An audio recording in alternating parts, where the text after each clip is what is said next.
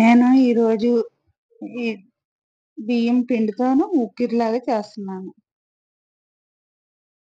ఇది ఎలా చేయాలన్నది మొదట్లోనే ఈజీగా చూపిస్తాను. ముందు ఒక కప్పుతో బియ్యం పిండి తీసేసుకోవాలి.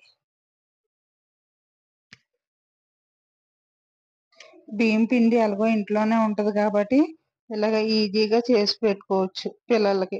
10 నిమిషాల్లో రెడీ అయిపోతుంది. ఒక ఒక కప్పుకి ఒక అరకప్పు బెల్లం వేసుకోవాలి.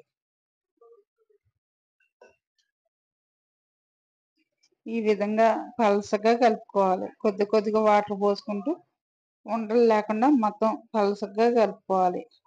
దోసల పిండి బ్యాటర్ లాగా కలిపేసుకోవాలి.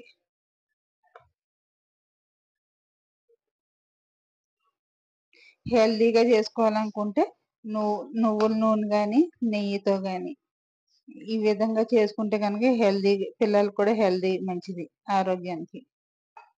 ఇవన్నీ ఇంట్లో ఉన్న వాటితోనే ఈజీగా చేసుకోవచ్చు. ఈ విధంగా వచ్చేలాగా మొత్తం బాగా కలిసేలాగా కలిపేసుకోవాలి.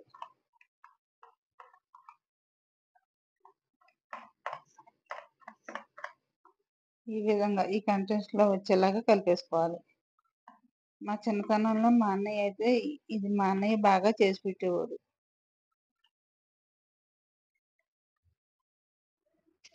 నా దగ్గర నువ్వుల నూనె ఉంది కాబట్టి అది వేసుకొని చేస్తున్నాను.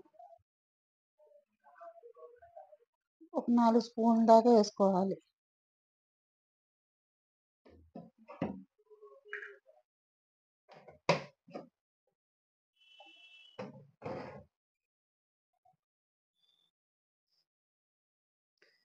ఆ కాగిన ఎమ్మటే ఇది వేసేసుకోవాలి.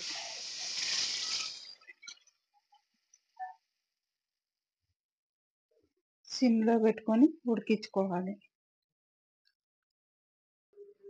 నువ్వుల నూనె, నెయ్యి గట్టిగా లేకపోతే కనుక సన్ఫ్లవర్ ఆయిల్తో కూడా చేసుకోవచ్చు.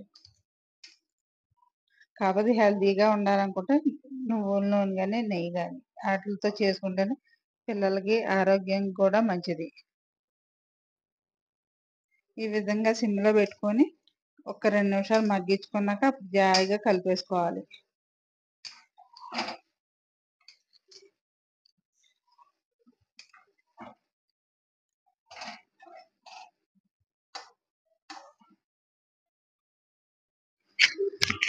Welcome to my channel.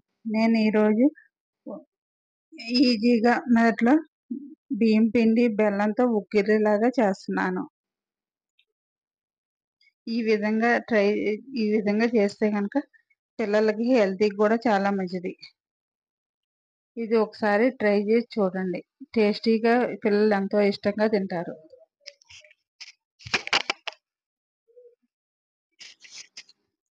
Ready అయిపోయింది. స్టవ్ బంద్ చేసేసుకుని ఒక బౌల్లో తుడిచిపెట్టేసుకోవాలి.